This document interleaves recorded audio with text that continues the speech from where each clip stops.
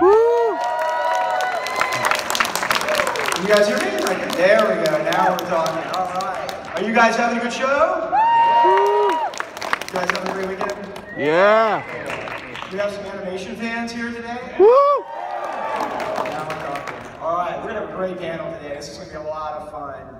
All right, we got some of the greatest voice actors out there, some legends, and we're gonna do a few questions ahead of time here. They're gonna pitch it out to you guys to ask some questions. I would ask you, we have mics here.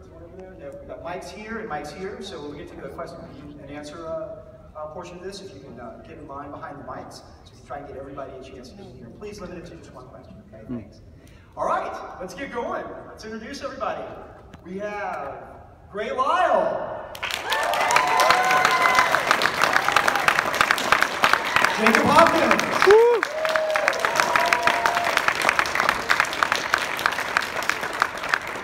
we have Oppenheimer, and Carlos Alazraqui. Give them all a big hand of welcome.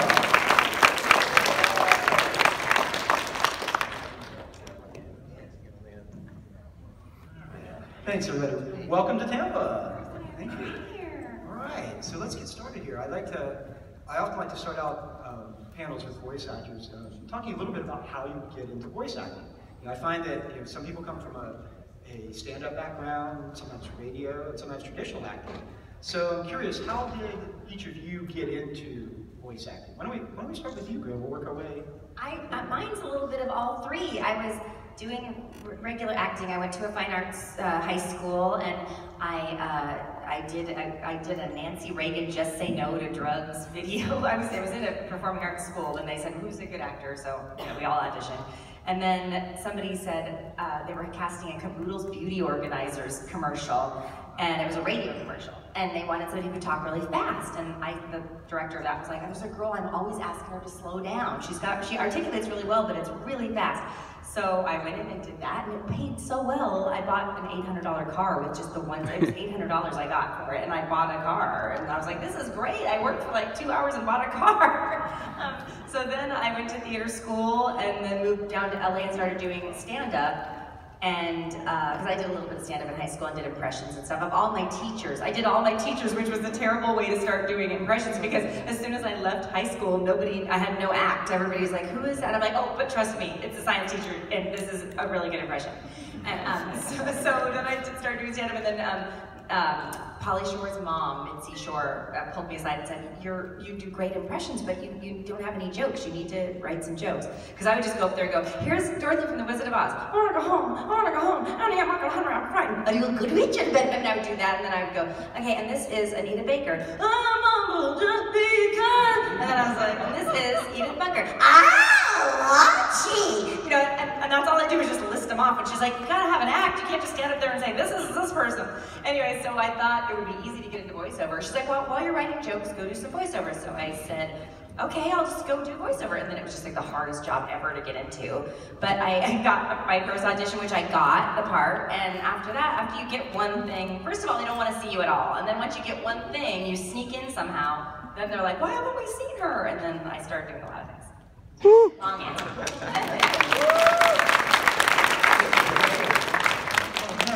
So I started on camera acting when I was 5, and when I was 11, I wanted to get into voiceover because I grew up on anime and basically everything you voiced, and He-Man as well. And so then I was like, that's what I want to do. So when I was 11, I signed with voiceover agency, and my very first voiceover audition was Gumball. And I had to go through about like a month or two of testing. Like they would give me snippets of episodes, like maybe 2 pages. I have to take my picture with you because full episodes. My daughters love Gumball. Then they would give me full episodes just as tests, like 2 or 3 episodes just to test to see if I was the one. And happy I am. Well, let me just begin by saying I didn't choose voiceover, it chose me. I'm a hero to my daughters now, we love Gumball. I was a stand-up comedian in Sacramento and in college and in San Francisco. There was a little project called Rocco's Modern Life. I didn't have an agent. I didn't know how to record a tape. Literally had one of those push play, push record things. I was in my buddy's kitchen and I made this voice tape. I showed up for Rocco and they didn't want an Australian, they wanted Woody Allen, they wanted like a Bruno Kirby, and I said, can I try something like this? And I read a vacuum manual. You know, make sure your unit is unplugged when you're charging and plugging in the other component of the vacuum. And they, oh, that sounds pretty good. And they sent it off to New York and they liked it. And thus began my career in voiceover. Got both the job of Rocco's Modern Life. Yay! Howard, I know you began with traditional acting. I kind of stumbled into it, you know. I was a theater stage actor for years until I came out to California, and then I did a lot of TV in the 60s and 70s, and I saw that other people at my commercial agent were doing announcing for commercials, so I asked him, I said, I want to do this. He said, well, all right. So I did a very, very bad audition, and I didn't get it. And I worked at it a little bit later, and then I saw, what's this cartoon business here? So they sent me up for, to meet Joe Barbera at Hanna-Barbera. Ooh. So my wife drove me out there because I just had a knee replacement, and I walked into Joe's office, and he said, well, this is a talking dog, can you do that? And I said, no, I guess so. You start tomorrow. So my wife drove me back and she said, is this what you do for a living? Yes, dear, this is what I do for a living. And then I auditioned, I did a lot of stuff at Hanna-Barbera, Scooby-Dum and Scooby-Doo and all kinds of stuff like that.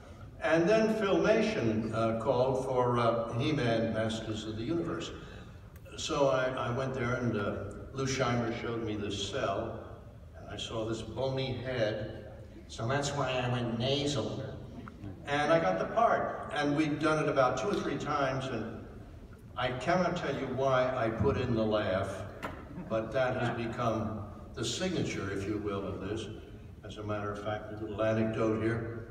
My wife and I were taking a tour of South America. We had a car and driver. We were in Santiago, Chile, and the driver says to the guide that we have, what does he do? She said to me, what do you do? And I told her I was an actor. He told the driver, actor, and said, what movies? She asked me what movies. I told her. She translated it into Spanish for the driver. Meant nothing to him. I said to him, ask him if he watched cartoons. He said, you watch cartoons? So I went, whoa! We hit the curb. Next stop was Buenos Aires, different driver, same reaction. So I've been doing this since the 1970s. Wow. And I don't know, it's an awful lot of cartoons, which I love. And I love it that here, 30 years later, I'm reborn, if you will, through your showing up and coming to the table and we talk like we are now. The only one I've worked with before is Gray Delisle. Aww. See, that's why I worked with her. She's wonderful, absolutely wonderful. She's also a friend of my daughter's, coincidentally. And we didn't know it. I had no idea. I mean, I guess Oppenheimer's not that common of a name, but I just never, and then, well, okay, yeah, so I said, she said, you know, we'd been friends, this is serious, like, she and I had been friends for like 10 years when she said, do you know me? My dad does cartoons, I don't know if you know him, and immediately I was like, oh my God, is your dad Alan? And she was like, yeah, and I was like, oh my God, and now I see him more than she does at these conventions, so I was like, tell my dad I said hi. You know? We also have a real estate connection, don't we? Yes! And then I bought my house, the Oppenheimer. I spell sitcom. No, but then I bought my house and I wrote like a funny letter to try to get, you know, when you try to do whatever you can to make them like you so that they'll sell you their house. That's how it is in California. I'm not sure how it is here, but everybody's trying to buy a house in California and you have to like bake cookies and do a play and like write a love letter and like, you know, just anything for them to let you give them money. But so I wrote this letter and everything, and she thought my letter was funny, and so they let us buy it. And thank goodness during the sales process we weren't jerks at all. Like at one point they were going to give us their washer and dryer, but then they because they needed it, and I could have been like, you but I was just like, it's fine, we'll buy one. Anyway, thank God I did that because it was his other daughter that I was buying the house from. She had a different last name because it was her married name, and now they're my dear friends. And now on Facebook, when they see me with their dad, they're like, tell our dad that we said hello. You see him way more than we do. Small world, eh? Yeah. But I wouldn't want to pay me. So, Alan, just to kind of follow up, so I'm going to date myself a little bit, right? So I was, for me, it was mostly your cartoons that I was a kid on Saturday mornings with my bowl of Fruit Loops watching all these Filmation shows back in the day, and so for me, that's some of the shows I just had a personal relationship. You're also being the Merciless on Flash Gordon, right? On what? You were on Flash Gordon? Did you do? I think so. Yeah, you did. You did just I have to look up. I don't remember all of it. Oh, I did. It was great. You did stuff on Thunder. Those Filmation. A lot of times today people look back at those and the animation's a little wonky, but those voices were amazing, right? And so that was a cool thing. I'm wondering how different was doing voice work for animation in the late 70s, early 80s than it is later. Has it changed? Or is it about the same? Voice work today versus versus back Well, I don't do any today. Well, you did it up probably in the 90s, though, right? You do. Well, I I did. 2000. Very, very different. I think it was, first place, I think the scripts and the animation part were much richer than they are today. I don't like this limited animation, I don't do that. And I think the scripts are kind of simplistic. I'll tell you a brief anecdote about the script for He-Man. At the end of every episode, there was a moral.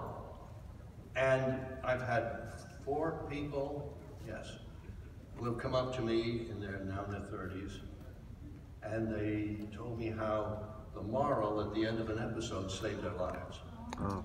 They were from such dysfunctional families and bullying that at age 7 or 8 they were thinking of ending their lives. And the moral at the end of the story gave them the courage to go on, and now here they were at the table, fully grown adults, and adjusted to everything. Well, that's pretty overwhelming.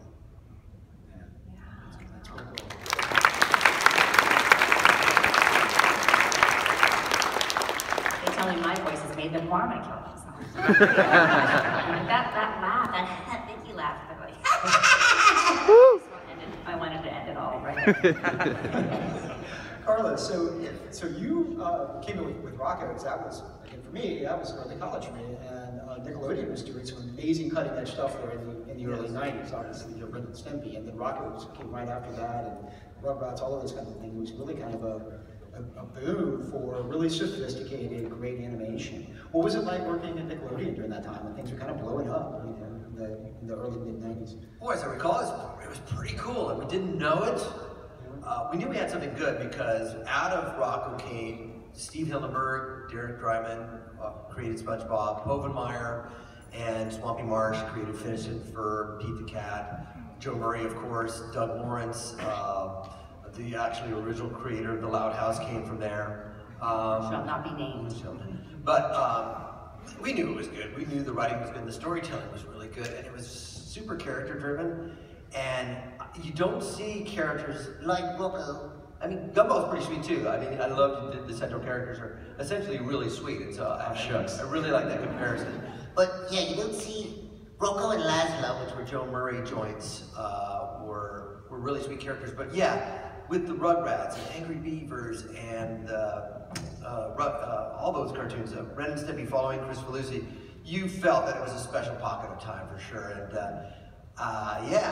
when we did the 21st, when we did the new Static Cling, it was 2016, and I'm standing next to Charlie Adler and Tom and Doug Lawrence, and it made me flash back to go, oh yeah, we did have something really special back then. So it was great to be a part of. As a viewer, I mean, you could see this was something different. Like I said, we were college kids watching Nickelodeon, which was ostensibly for kids, but Rocco was really sophisticated. Especially the first 2 seasons when we got away with a lot of things like Chucky Chicken, Rocco standing with a paddle and the monkey behind him. We were just playing the game. Spanked up.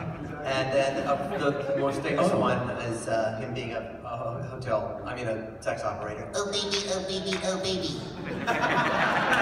Rocco T, is that you? Mrs. Big Head.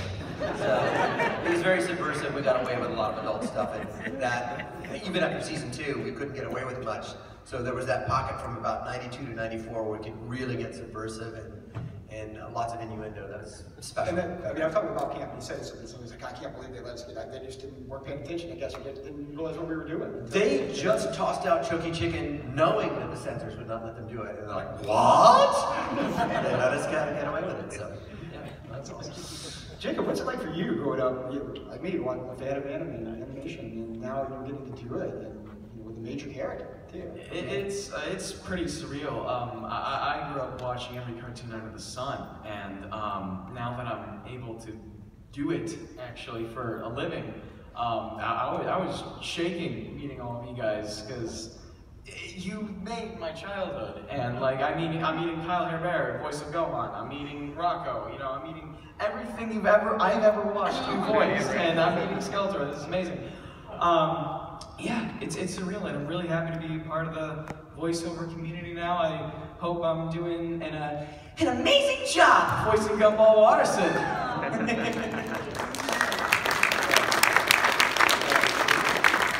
Speaking of major animation characters, how about Daphne? How was that getting to play like one of the greatest? Well, it's a lifelong dream. But when I would come home from school, I would always watch Scooby-Doo, and I never ever thought that I would actually be doing the voice. But I got the part after a very sad time. My really dear friend had been playing the voice, and she was my teacher, Mary Kay Bergman, and she was one of the greats. I mean, she did all the women on South Park. She did Snow White. She was the singing Jessie the Cowgirl, and she taught me everything I know. She taught me how to do voice matching and how to do accents, and she just taught me everything. And she was the original Timmy on Fairly Odd Parents, just for the pilot, and then she ended her life. And so I was really depressed when I got that part. I didn't want to audition for it, but her husband was living with me because he couldn't go back to their house. It was really a sad time. And I said, oh, this is so wrong. Like, all these tapes are circulating. People are already auditioning. It was like 3 or 4 days after. It was really terrible. And then they called me and said, we really want you to audition for Daphne. And I said, no way. And then I told her husband that they had called, and he's like, Ray, you have to audition for that. She would have wanted you to do that. That would have been, you can carry on her legacy. She loved you. And I said, well, I'll audition, but I'm not listening to that tape because I just can't. And so I just went in and just did the best I could, and I kind of was like, Mary Kay, be with me, or whatever you want to happen. And the engineer said, Gray, we got goosebumps as soon as you opened your mouth. You sounded so much like her. I mean, when you have a friend, you kind of start to sound like them anyway. I feel like maybe that had a little bit something to do with it. But every day I think of her, because I just every day I just say, I'm so honored to be able to carry on this legacy for you. And it was funny because I auditioned to be the redhead on the new Pirates of the Caribbean ride, and we used to call Mary Kay the redhead.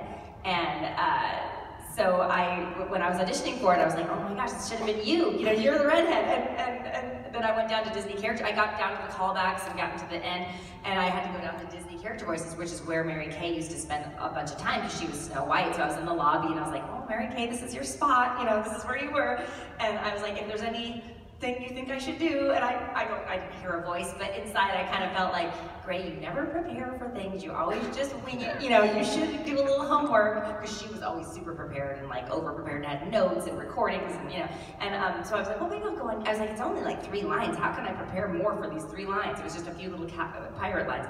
So I was like, well, maybe I'll go on YouTube, on Google, and like Google's pirate slang or something. So I did that, and then I learned a bunch of pirate slang because they kept me waiting for quite a while. And then so I finally went in there, and they're like, okay, so great. I know it's only 3 lines, but we're just gonna do a bunch of improv for like an hour, just pirate improv. And I'm like, oh my goodness, thank goodness, I just learned a bunch of pirate words. So I did a bit, and I was like the last person that auditioned, and they said, you were the only person who knew a lot of, you knew a lot about pirate, like you're so prepared, wow. And I was like, oh my God, I would not have been prepared. So I feel like she had something to do with that. And the crazy thing is, that as soon as I found out I got that, I called her husband and said, I just had this really great callback for this really great part that Mary Kay would have really loved, because that was her favorite ride, and mine too. But he wrote back, well, by hook or by crook, I hope you get the part. And I didn't tell him what the thing was I was auditioning for, so I said, oh my gosh, that's crazy. You said by hook or by crook, but we'll talk about that later, because I couldn't talk about it yet. So then I was calling him to tell him I got it, and I realized he just left me a message, and it was the anniversary of her death that I got the part. So it was just, I don't know, there's just woo-woo stuff out there in the universe, and it's cool, whatever's the truth, it makes me feel good to know. Sounds like she's looking over, yeah. That's very cool. So, all right, I know we've got a lot of questions from the audience. If you guys want to start getting in line to ask some questions, go ahead. Mic over here, mic right here in front. While they're doing that, let me throw this out. I know you always get do the voice, right? So I want to give you guys, let's do the voice, your choice. Something interesting, maybe something you don't get to do very often that you like doing, or maybe. Everybody always wants me to do a Zula, so I'll say That's a sharp outfit, Chan. Sharp enough to puncture the hull of an Empire-class Fire Nation battleship, leaving thousands to drown at sea, because it's so sharp.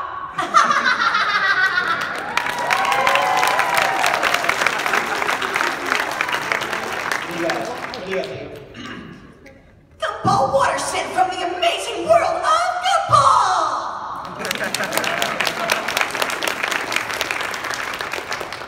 The job I'm most proud of is I've been able to do Billy Crystal sound-alike stuff for the longest time, and so I can officially say that in the game of Kingdom Hearts 3, I got to play little Mike Wazowski. Come on, Sully. We gotta get through this level. We can do it. Oh boy, I'm tired.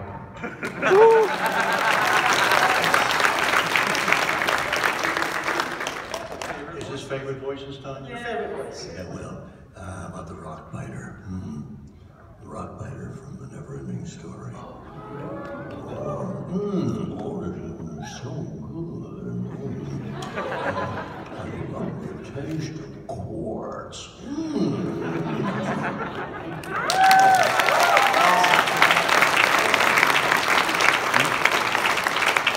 right, let's go out to the audience with some questions. Mario, over here.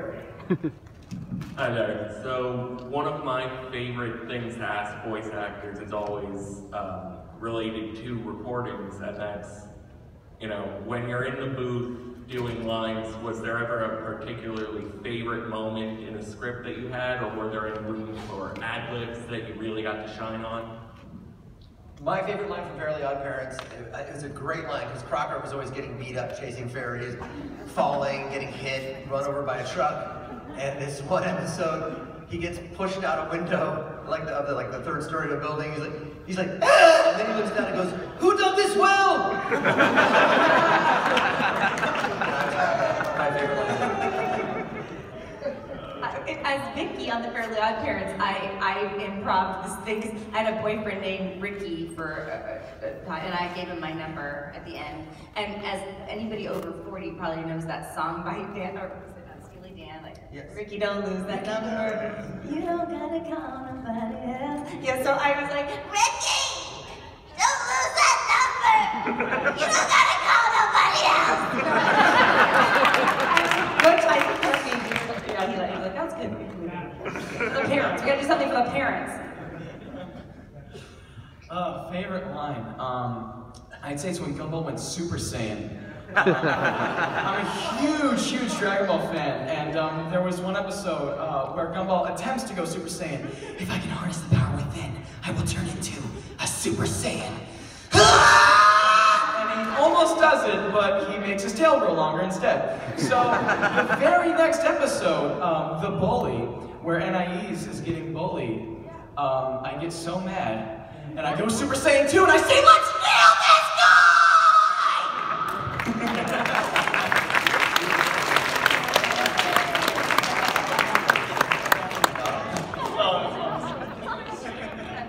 Alan, what was your favorite line?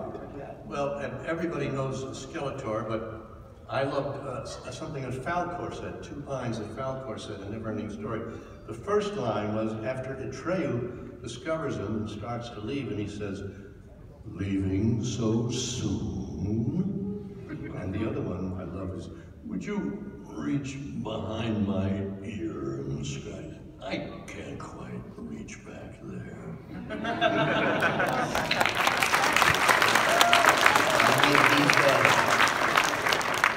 Hello. So when it comes to your villain characters, what's like your favorite moment? Because watching Azula go insane is one of mine. Yes, oh gosh, so many villains. Well, I played Mandy on the Grim Adventures of Billy and Mandy. Woo! There was one time where she had to sing Somewhere Over the Rainbow, and then the world fell off its axis, and she had to smile. When she smiled, the world fell off its axis, and that was my favorite. That's a pretty big villain when you smile and the world falls apart. For me, it's when Crocker realizes he's still, you know, a mama's boy. One day, I'll find those fairies, and then the whole world will worship me. Denzel, leave me alone, mother!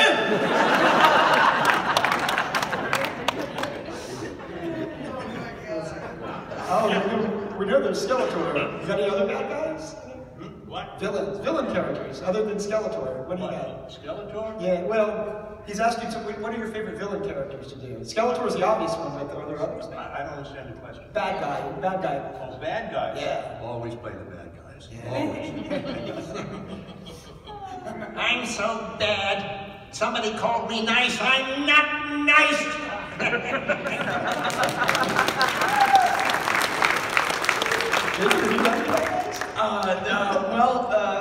Maybe I'm just good at being happy.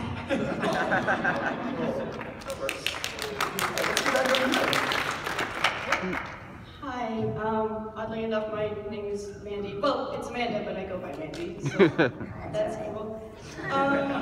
Ray, oh my gosh. You have been part of my childhood for the longest time. Sam Manson from Danny Phantom.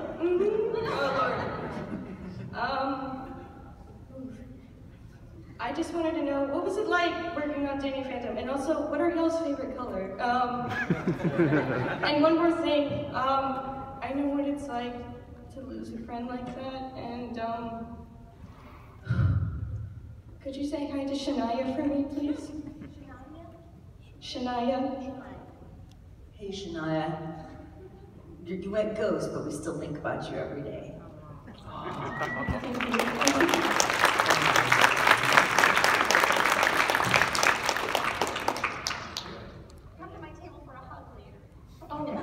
Thank you. I love Butch Hartman, and he's given me so many great parts. I always say, thank you for my house, Butch Hartman. And also, every time Butch Hartman does a show that he doesn't put me on, it doesn't do well. I'm just saying. I joked with him, I was like, am I gonna be on Bunsen as a Beast? And he was like, no. And I was like, okay, bye, Bunsen as a Beast. But, witch. I like to tease him. But yeah, Danny Phantom was phenomenal. I love doing it, and working with Rob Paulson, who I adore, and I still get to see him at these things.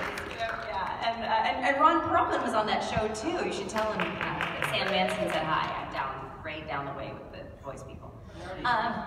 Oh, you did? Yeah. Anyway, I love Sons of Anarchy, so he got famous to me, he got famous after we worked together.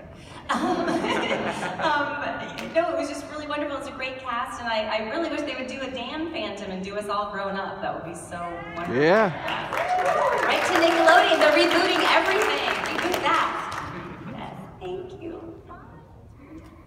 Oh wait, the favorite color question. Oh, my favorite color. Oh, green. I love green. It's my favorite. And the rest of you? Favorite color? Just real quick. Favorite colors? Oh, my daughters think my favorite color is green, so I just say that, but really it's blue. Daddy, you love green. Yes, Daddy loves green. That's the most complicated answer to a favorite color question. Favorite color? I would have to pick the obvious choice. Blue! Your favorite color, Alan? What's the question? What's your favorite color? I have no favorite color. Favorite color is just white. One favorites, but that's it. There you go. Thank you guys so much. I love you all. Hi, Sam. Your cosplay is amazing. What are some of your favorite shows that you're not part of that you just like watching in your off time? What are you fans of that you haven't worked on? Oh man, there's so many. I love Stranger Things. Yeah. Such a geek. Yeah, my wife and I like Dateline. It's keeping our marriage pretty good. I love the true crime shows too. It can't just be a written show about crime. It has to be the real crime. I want to hear all the gory details, and I love crime podcasts a lot. Like Dirty John, I love that.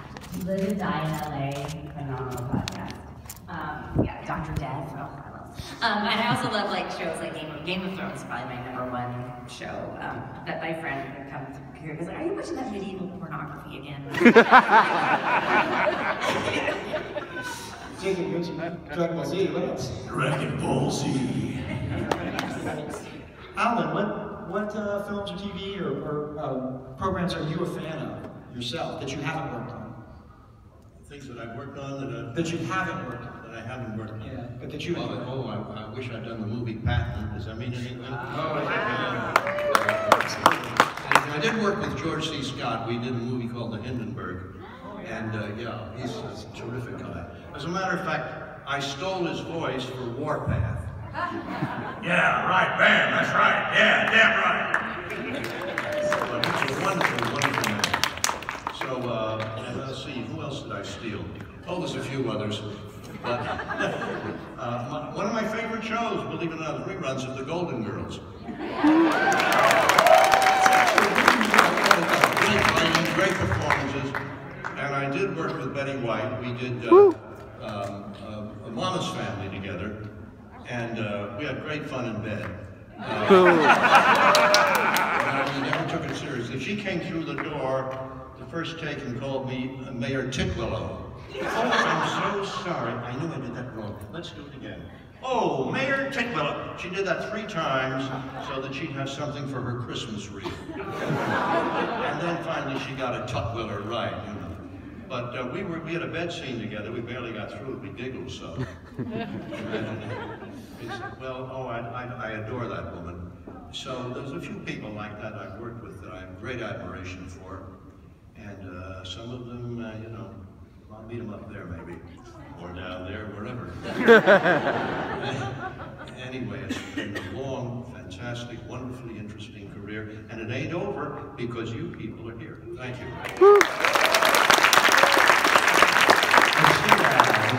The one show that D. Bradley Baker, Suzanne Blakes, and Kari Waldman and I got together to watch religiously, and Gray, you'll be invited to this sequel by Mr. Logan, was Penny Dreadful, which was amazing. Go back and watch it if you can find it on any format. Alan, you've done a lot of work over the years. And I'm seeing this thing with all the streamlining of rebooting all kinds of shows and stuff. I know I would like to see back as Dr. Wells, again from Bionic Man, but I'm curious, what would you think would be the series that you remember working on the most that you'd like to see rebooted? That's an interesting question. What series do you think should be rebooted? Yeah, series that you worked on, would you like to see rebooted? Okay. What series that you worked on would you like to see rebooted today? Well, if we could have the same writers and the same concept, I love He-Man. And Scooby-Doo, I love that one. Scooby-Dum. I'm going to pitch Scooby-Dum coming back. I'll tell the writers we want Scooby-Dum to be Yeah, there's a lot of those. I did one series that lasted 1 year, and it was so brilliant.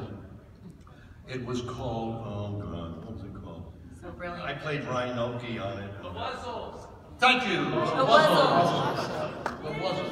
Thank you. Great writing and great cast, and it was canceled because the toys weren't ready. How about that, huh? Honest to God. But that was a brilliant cast and brilliant writing, great imagination. Oh, I wish they'd bring that back. Good.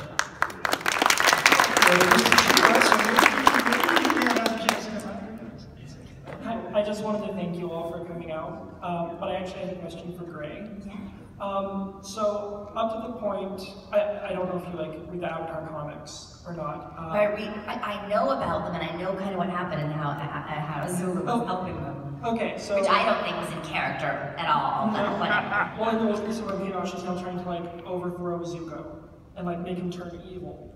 Really? I gotta read that one. It, like, just came out. But my question is, what do you want to see happen to Azula from, like, here on out? Like, what character development do you want her to have?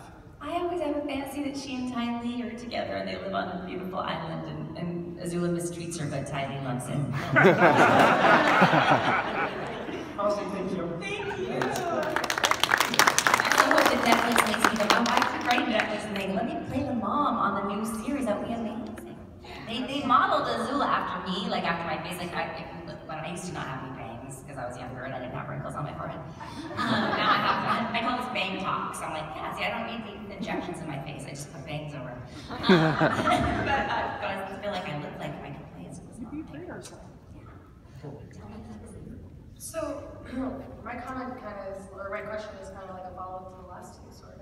Someone asked Ron Perlman yesterday how he felt about remakes and reboots, and if it made him feel like his work wasn't quality, or if it maybe took away from his experience as a voice actor when they do reboots and they remake shows.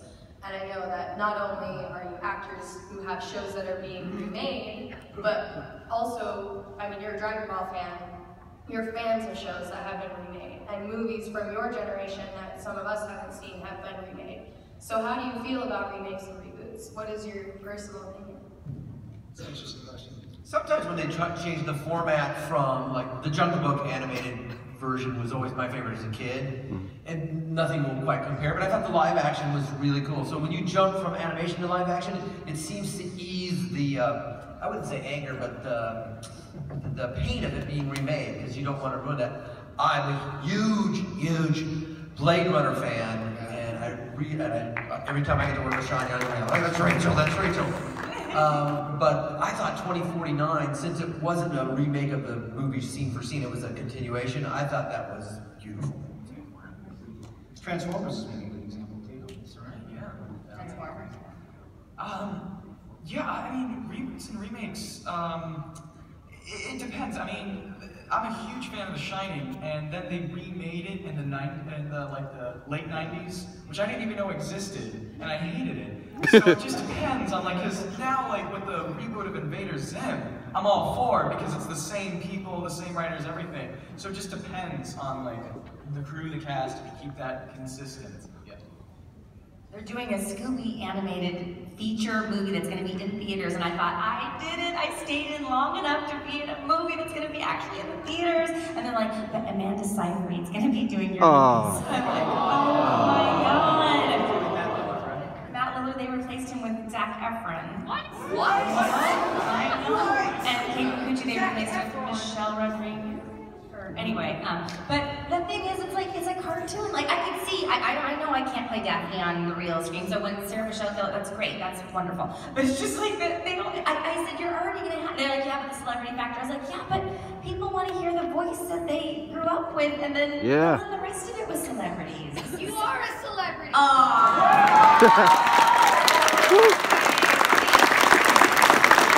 keep telling everyone that every day. Gotta up your prices. but if they let us, at least let us have a chance to audition, you know, or like I played RC in the first Transformers movie with Michael Bay, and then they made me audition again for when I was RC in Bumblebee as well. I ended up getting the part again, but if they had used someone else, I would have been okay, but just let me have a chance, you know, so they did bring me in to audition for that, and it all worked out, but I couldn't go to the premiere because I'm not a celebrity. I couldn't go to the premiere. None of the robots were invited to the premiere. I know. But I did Photoshop myself onto the red carpet. I got a picture of, who's the big wrestler guy? John Cena, yes, he said. I got a picture of John Cena, and then I just like took him out of there and then put me in like a really pretty dress, and I've never looked so amazing. I was like, if we're photoshopping, let's just make this perfect. So I looked amazing. And then I put it on Twitter and just put like, this is what I would have looked like if I was at the Transformers premiere right now. And then I put all the hashtags, and people didn't even know that it was, they're like, congratulations! And I was like, oh great, I don't even have to leave my house, so maybe this is a good thing. It was cool to hear you in Bumblebee, by the way. What? It was cool to hear you in Bumblebee as RC. Thank you so much. I loved that movie. It was good. The first one I fell asleep in, I couldn't handle it. But that one I actually loved, so. Sorry, Michael Bay. Well, the one that always stung a little bit with me is I never got a chance to play Crocker in the live action thing. And I thought, if you'd only just seen me lose my keys. Where are my keys? I can't find the keys!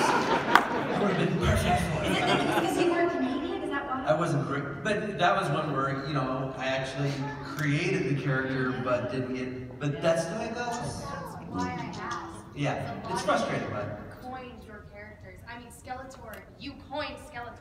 You coined Skeletor. Yeah, That's right. What was it? So to follow up on that, Alan, what was it like to see the live I action? had a lot of people come up and say, oh, I do Skeletor, and I say, all right, go work on it and come back later. What was it like seeing the live action He-Man? Like the Dolph Lundgren He-Man movie, and seeing someone else doing Skeletor? Skeletor in a live action movie? Yeah. Frank Langella tried that, it didn't work. Yeah. It's a cartoon, it's not live action, it's a cartoon.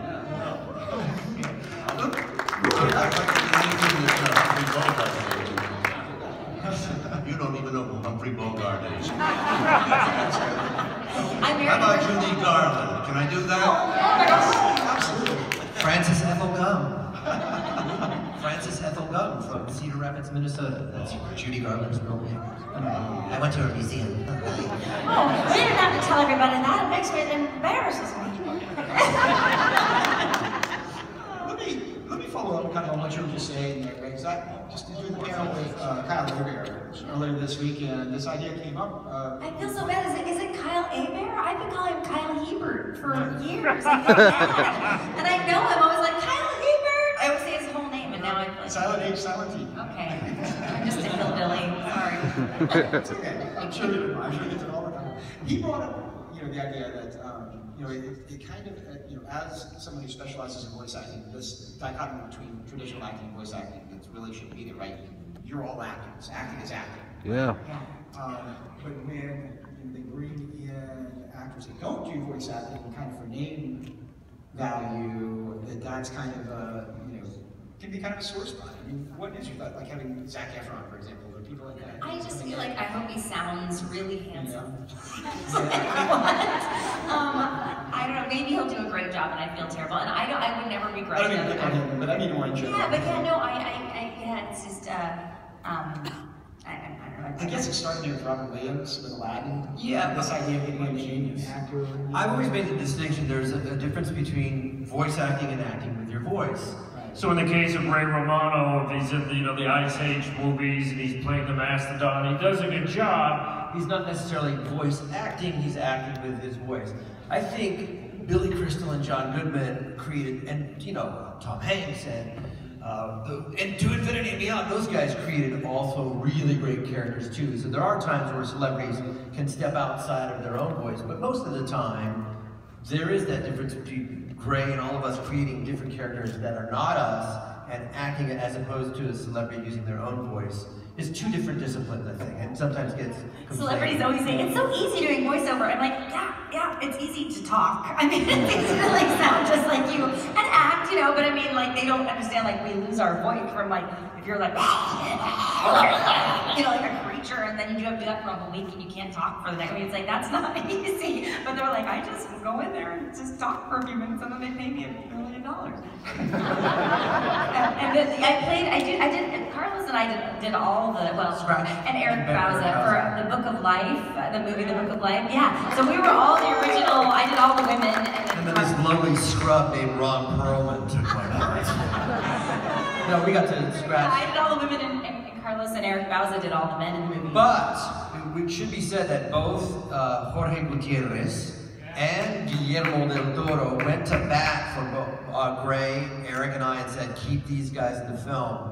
And that's huge. They didn't succumb to the pressure of what Fox wanted or anybody else. I told them they could. I was like, we're gonna replace us, and I did get replaced little by little. A big actress got put into every single part, except for it got down to the little grandma. And he's not gonna do it. He's not gonna do it. I was a beast in the arena, a beast. But they did replace me at one point with this Mexican actress who, remember, I don't remember what her name was, but she's the one who busted El Chapo with Sean Penn. Remember he was with that actress? I don't know, but anyway, they're the ones that busted El Chapo. But that was the woman who they had given the part of the grandma to, and apparently it wasn't funny. And they did a screening for the executives, and Guillermo del Toro said, like, the grandma's not funny anymore. Is it a different voice? He knew it was a different voice, but he was just trying to like make them see. And they're like, oh well, you know, the other person's just a voice actor. And he's like, I just thought it was funnier with that other lady in it. And so they're like, oh, okay. So they left me in, because I was in the bathroom after a screening of that, and the ladies in front of me were talking about how funny the grandma was, and I really wanted to say it was me, but it was too weird. You don't want to be that lady ever. Inside. Never meet your heroes. It was me! Alright, let's get back to some questions. Hi, working off that Book of Life question, what was it like working on the LT Gray show, Carlos and Gray?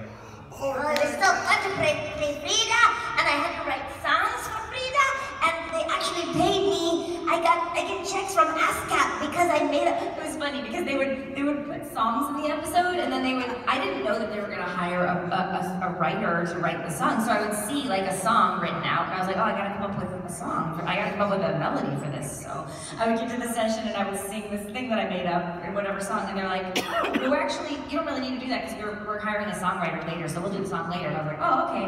And they're like, well, that was pretty good though. Let's just go record that a few times and we'll see if it works. It just ended up using every single one that I actually came up with the melody for. So I hardly make any money from the actual records I put out, because I've put out a few records as a musician, but the biggest checks I get from ASCAP are from Nickelodeon, like giving me credit for those songs that they played in LT Gray. I had the wonderful opportunity to meet Jorge Gutierrez on Pepe the Bull, and eventually Mario Lopez ended up doing the voice. My high school sweetheart. Yeah, it didn't last. It's true, I'm not joking, Mario Lopez. But then, you knew with that series with Jorge and Sandra that you were part of something brilliant. Their minds, their artistry, their writing, and then that's where I met Eric Bausen.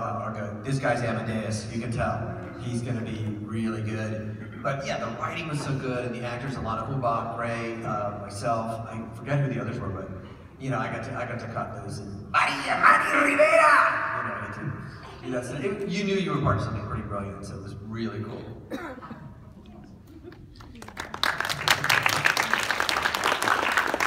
Hi, so first things first, Alan, your shows were my dad's childhood and also my childhood, and also Rocco's Modern Life and Crocker, big part of my childhood. Oh, thank you. And I'm still getting into gumball, thanks to my girlfriend over here. Last time. And my question is for Gray. I know you already did Azula, but what was it like playing her just in Avatar: The Last Airbender, and just having it now being this monumental cult following, and just how huge and how good it was? It feels like a really bad game of like the dating game. Remember the dating game where you had to listen to the questions but you couldn't listen? It's like bachelor number 1. Are you wearing a sharp outfit? Would it be awful to find out that you're going on a date with Azula? But oh gosh, I didn't even know how big it was. I had no idea. It was funny because Tara Strong asked me to go to this convention, and she's like, "Want to go to Florida? It'll be kind of like a tropical vacation, and we'll kind of get paid because we're going to sign these things." And I was like, "Nobody's going to pay for my autograph. I don't think anyone knows who I am." And she's like, "Oh no, people do. I do them all the time." I was like, "Really? Okay." So I just brought like headshots. I didn't even have pictures of the characters. I just had these weird acting headshots where I'm like, you know. And so I was sitting there, and then one person said, "Did you play Azula on Avatar: The Last Airbender?" And I was like, "I think so.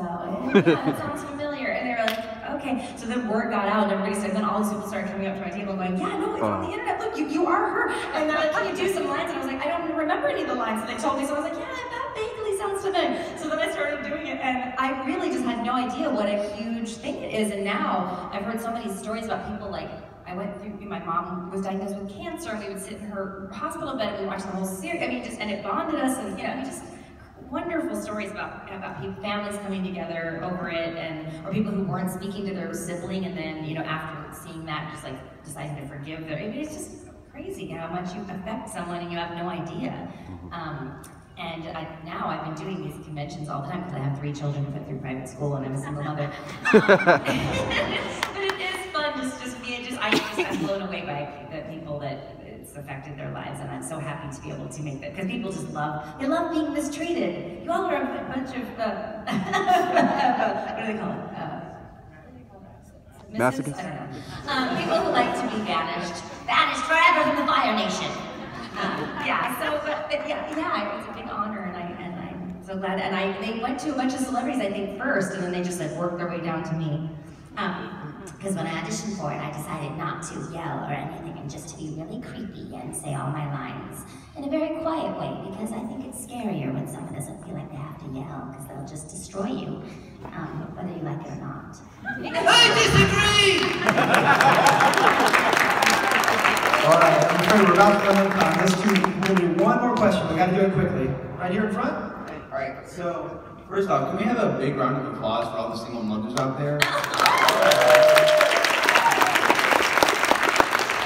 I love watching The Amazing World Gumball. I love Crocker. I love Scooby-Doo. My question to you guys is, do you guys have to like look at a picture and say, all right, you have to do this voice at this type of percentage, go? Or do you like try to make up the voice as you go along with the episode or character?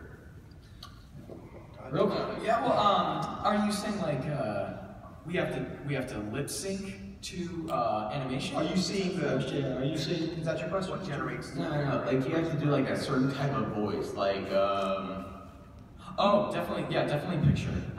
They could give a whole character description, and you could get a somewhat of an idea. But if I didn't know Gumball was a blue cat, then like a little tiny blue cat, then I probably wouldn't have given it the voice I did. He's a little 12-year-old child. I gotta go way up here. So yeah, definitely seeing the character helps a lot. Right. Thank you. Alan, what about you? Real quick. Well, yeah, I look at the cell, they show me the drawing, and kind of a description of how this character fits in, and it's almost an immediate spontaneous reaction to it. I've usually come up with a voice immediately based on the drawing, like, I know when I auditioned for Falcor, I saw this nice, big, furry dog, Black Dragon. It was easy for me to talk like that and to do that. And when he showed me the rock biter, it self-described the voice. I didn't have to work for it at all. It just came right in. Same thing with Skeletor and Merman. That's easy. And Cringer, coward, and Man-at-Arms is simply my own voice. I get it right away. If I have to work at it, no good. The more you do it, the worse it gets. Yes, I know her punch. It comes right away. Or pass it on to Gray and let her do it. No, it's very, I have ADHD, and so I can't remember any keys or anything like that, but it works for me in voiceover, because I'm just so, it's like having ADHD is like constantly doing improv. You're just like, what's throwing at me? You throw anything at me. So I just saw, I just the Loud House, they just laid out, all the characters, and so I was like, oh no, she kind of talks like this, and then Lana was like fixing stuff, and she had her like, frog and stuff, and the baby was like, scoots, and the little lady on the scooter, and I talked like that for her, and then they showed me the secretary, and I was like, oh, talk about that secretary's name is Tammy, and she's like, Principal Huggins, we got a situation over here, and then there was the drama teacher, Mrs. Bernardo, and I love doing her, because she reminds me of my real drama teacher, but it comes like right there, you just see it, like you said, it's just like, no prepared, no Carlos, real fast. For Rocco, there was a drawing, and he had a big long snout, and these little eyes, and he's kind of squat, and his teeth were to the side. And so, yeah, when you visually just take it in and try to recreate it, and then the voice comes out from what you physically do. So Rocco's picture definitely helped me create that. All right, well, guys, I hate to, we're over time, so we're going to have to wrap it up. I'm so sorry. Hey, let's give a huge round of applause.